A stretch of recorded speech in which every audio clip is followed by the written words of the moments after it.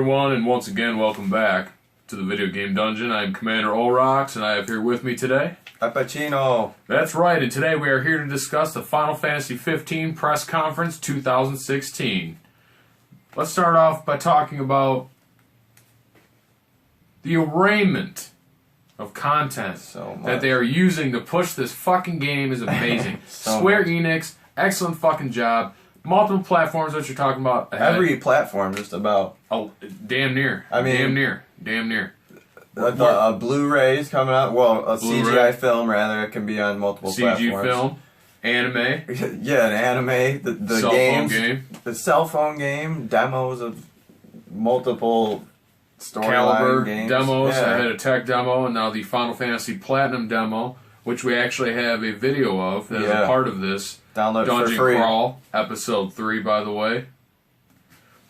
And it's free demo. I mean, it's not very long. I mean, we had a couple qualms with it, which we talk about in the other video, so check that out if you don't mind.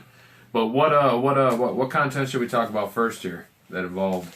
Well, I feel it's not as rigid as, say, how Final Fantasy 13 was, with how, you know, the environments and walking around. It just felt like no open world aspect at all, but it was still like visually amazing. Final Fantasy 13 was an okay game, probably one of my lesser favorites of the Final Fantasy series. I feel like this stood way above that, and it incorporated a lot of what Kingdom Hearts did, was platforming. It did remind me a lot of Kingdom Hearts, the environments, the enemies, the nightmares, I should say, composed of the Heartless. The way the story started out was almost the same type of tutorial-like. But that's one thing I love, though, about these type of demos, is it makes it as its own additional story point to the main game, which I like that, and your carbuncle actually carries over into Final Fantasy 15, which is a great way to get people to play it, experience it, you know, make them want to buy it, put it out there even more.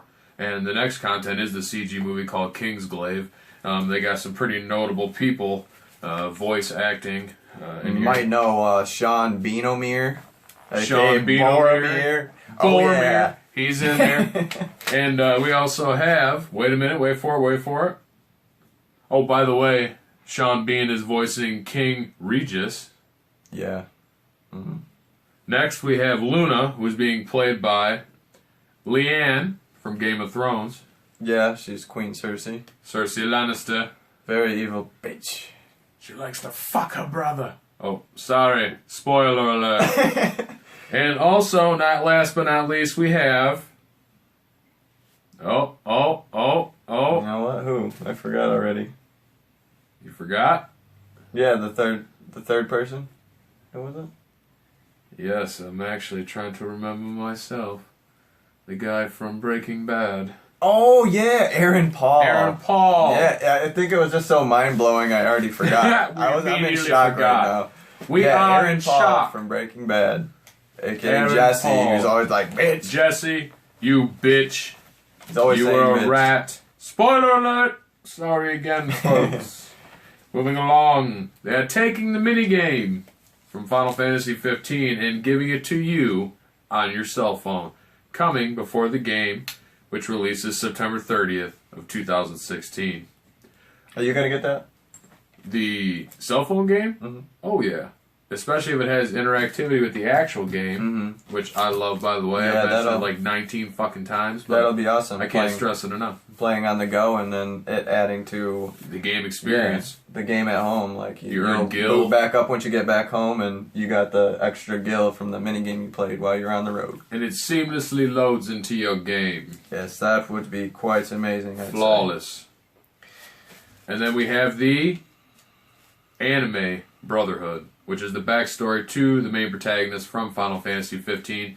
And it's a 5 anime mini-series, if you will. Yeah, 5 episode mini-series, if you will. All free on the internet. You can access that content through, I want to say, Square-Enix website, obviously.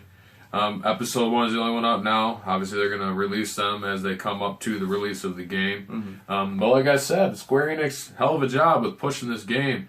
A lot of genres or platforms that I myself love. Obviously, video games, anime, You know, I'm always down for an Advent Children's style CG movie. The backstory of this monumentous game. I've been waiting for Final Fantasy 15 for a while.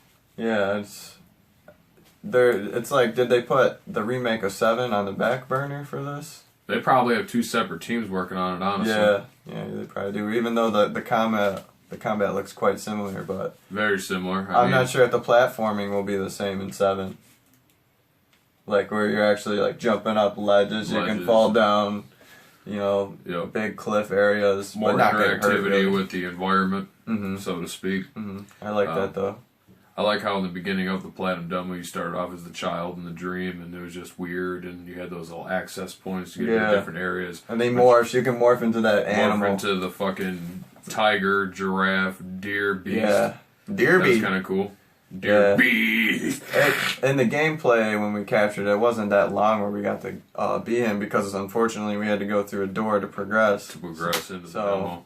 And then you run into the Iron Giant. That was a cool boss battle. Yeah, but when they threw that second one, they just recycled it. They made him level monster. They made him level 15 this time. And exactly, like give us a different fucking monster. Yeah, that felt a little drawn out. This is the intro demo to this game. It's supposed to be its own side story. I mean, it was short, but I'm looking forward to the CG movie King's Glaive. I'm looking forward to the cell phone mini game.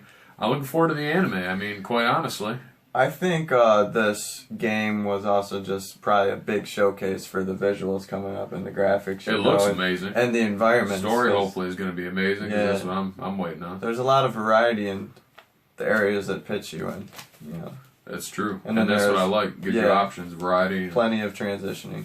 That's what I think they did such an excellent job with just taking these multi-platforms and just pushing the product leading up to the actual game release itself. It's interactive product. It's not just something you're gonna look at. It's something you can look at, but it's something you can play, something you can watch, interact with. Yeah. And I think that's a great idea when pushing any heavy hitting franchise game. Yeah. A lot of companies are gonna learn from this. Oh, they're gonna be doing the same type of promotion if they can afford it, you know, because Square-Enix is huge. But I can see Nintendo, is one of the bigger video game companies. Nintendo starting to do this type of thing once they start pushing Mario out or Legend of Zelda or Zelda. Yeah. I mean, hey, it's. I think it's a great idea. It is. I mean, it gets your game out there. It makes people want to play it. It gives them people like myself who love to play video games for story. It gives them more story content, more backstory, and then when you go into the main game, you're like, oh, okay, I understand all of this now. This journey I'm about to take makes sense because I know the previous story of these protagonists. Noctis, I think is going to be cool. He kind of reminds me of maybe a Squall type character, maybe. Yeah. From Final Fantasy VIII. Little angsty. Yeah, angsty. One thing I do want to mention too, as well as that I've always loved in the Final Fantasy series, is the Summoner Raymond. We see Ramu. Yeah. So Lightning Wizard. The Lightning Wizard, who is here and there in Final Fantasy games as a summon. But I'm hoping to see a lot of classic summons, like Ifrit, Shiva. Those are the generic classics, which Odin. Odin. We can't forget about our brother Odin. Anima would be cool. That would be tight. Final Fantasy summon there from 10. Like to see Diablo from Final Fantasy 8 because I'm pretty sure that was his only appearance. Only appearance was in Final Fantasy 8. And he was awesome. You had to go fight him in that genie lamp. Yeah, that the professor or the hey, head instructor. Bitch, I own you. Give my arsenal, ho. You're my new GF. Awesome. We gotcha. Got-y. I wonder if there would be any customization, leveling up, like, you know, Final Fantasy VIII, where it was its own kind of system with the GFs. You know, you equip that particular GF, you're leveling up only that one. Like, what if it's like Final Fantasy VII with the materia? Or if it was something like that. Yeah, that was also really... Or the skill grid from Final Fantasy X. They were all good, man. That's what Square Enix, every RPG, not even just Final Fantasy, that Square Enix makes is amazing. But we don't want to get too off topic. We're here to talk about Final Fantasy 15 today. In honor of the press conference, which just came on the 31st, which was a couple days ago. Okay. Shoot. I tell you what, just sitting here reflecting a little bit on this game, there's just so many amazing aspects. They did have the Ultimate Collector's Edition, which was only 30,000 of them are made. I guarantee you by now they've been long gone. The deluxe edition, which I'm hoping is pre-orderable at your local retail, such as GameStop, Best Buy, because I'm definitely going for the deluxe edition on this one. Classic Final Fantasy franchise. Great platform promotion on this. I mean, all around great job by Square Enix. I'm wondering how much I'll be able to pre-order it on Amazon Prime.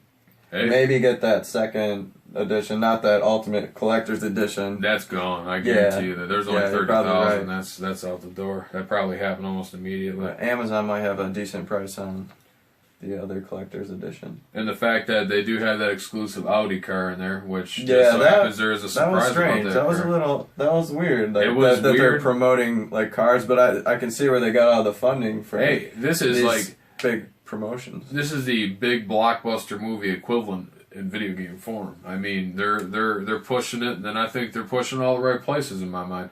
I think that Square Enix is wising up, unlike other game companies out there, Capcom. Why are you cutting off beloved franchises? Why don't you finish Devil May Cry? Why don't you come with another Onimusha? You know, Please, give us what the fans Onimusha. want. Sorry, we had to throw that in there, but back to Final Fantasy 15 again. Like I said, I think they're doing a great job. Yeah, they really are. And I'm glad 7 and 15 are coming out around the same time, probably.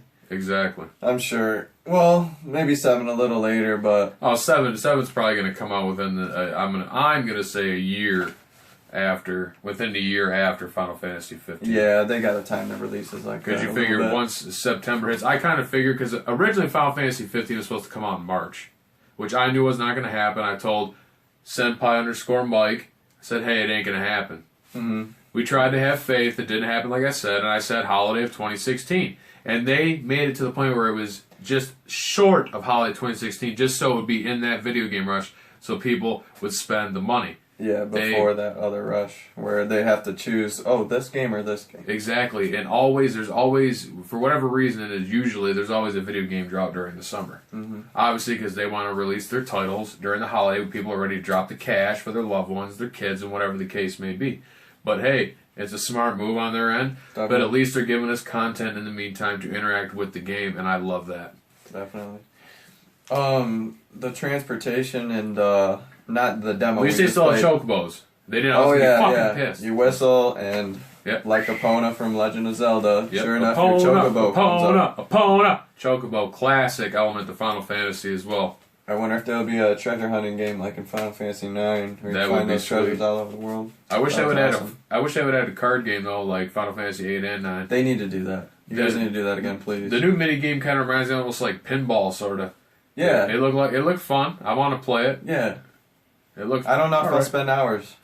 I'll here and there, when I'm at a break at work, or when we're working and we just take that quick break. At least we don't take a smoke break. I'll fire up the smoke and play some Justice Monsters 5, I believe it was called. I'm pretty sure. Yeah. Where's 1, 2, 3, and 4? No, I'm just kidding. It's all part of the law. We get it. The cars in that, besides the Audi, I didn't see the Audi fly, but there's flying cars as well. We saw morphing car. Flying car. Yeah. It looked like a fucking Transformer. It was so amazing. Mm-hmm. I love Transformers. That was a great freaking scene. It was overall a great press conference. I really think that Square Enix pulled it together and they fucking did what they needed to do on this, and they really took it to the max. I can't fucking say enough. Exactly. I can't say it up enough. to 11 on this. And one thing I do want to point out too is I want to say it was the not the Ultimate Collectors, but the deluxe edition of the game comes with Sephiroth's Masamune, which I think is a little strange. I don't know if put that in there. You can say it's Sephiroth in this game. Well, I'm just saying that's the same weapon that Sephiroth used. Oh, yeah. They should have, honestly, if they were to put that DLC in any game, they should have put that in the Final Fantasy VII Remake, in my mind. Yeah. That would have been kind of cool. They have to put it in there. Sephiroth's weapon. They have to. Specifically his weapon, but the same type of weapon he used. Right. A thin, curved blade instead of a Buster Sword. Yeah, Cloud always was notorious for his Buster Sword. And then Squall for his Gunblade. Him and Cypher, and they had that little throw down in the beginning of Final Fantasy VIII. Yeah, classic scene. That was also classic. Remember Doom Train? I fucking love Doom Train. Yeah, another secret summon in Final Fantasy VIII. Then the Jumbo Cactuar and all that shit. Yeah. The Fat Chocobo. All those. I hope they have legendary hidden summons that you have to hunt down like you used to. I think that's That's fucking awesome. Or I'm just so excited. I wonder if you'll have to go through trials like in Final Fantasy X to unlock these summons. To unlock the summons and get to them, then you got to battle them and then fucking pretty much own them and put them in your arsenal. Which I'm hoping they put a lot of summons in this game. I think they will. I think they will too, because that is like a major part, at least for me, of the Final Fantasy franchise, is the summons. I mean, they did change the summons up in Final Fantasy 13. They made it more like mechanical. They could transform into vehicles. Yeah, you control it. It's like once again Transformers element. And I was like, I prefer the flesh and blood monsters and creatures, and you know, it just I think it overall fits better. Right on. I mean, I like, it's good, man. Okay. It's good. It's real fucking good. It's got. I swear it's got me pumped for this fucking game even more than I already was, because I love Final Fantasy. Same. But any last words on the on Final Fantasy 15? Well, I'm gonna go home and download it right away. Play through that demo one more time. Get your Carbuncle for the game like I did. I named mine Carbuncle. Keeping it classic. I might be weird and name him Epicino. I was going to name him Olrox. And then I'll be Commander Olrox, and he can be Olrox. Yeah. Well, why did they have you name it at the end if that's the end of the demo, you know, like what? Well, because that Carbuncle carries into Final Fantasy 15. Oh, that data will carry into it? The Carbuncle carries over. Nice. So it's kind of like the Carbuncle from when you were in your childlike dream state, in your childhood, and then it probably grows evolves with too. you. That's badass. Yep, which cool. There's so many aspects of this game that I can't wait for. I don't know. How do you feel about the fact that it's action RPG instead of a turn-based? Even though turn-based for me has always been the classic RPG. I don't dislike it at all. But I do like miss action RPGs. Yeah, I do miss the other option. Definitely, exactly. I miss it. Exactly. If you guys ended up coming out with a turn-based Final Fantasy game again, be it on handheld or release it as a Vita, 3DS. I mean, there has been side Final Fantasy games released on like the 3DS. Yeah. And like for example, on the PlayStation Portable, like the Dissidia of Final Fantasy games, with the multifaceted variety of characters from the Final Fantasy franchise, villains or good guys. I mean, there's always good side Final Fantasy games, but then you got the core main Final Fantasy games, which this one just so happens to be a part of, Final Fantasy 15. I'm super excited. It's going to be fucking amazing.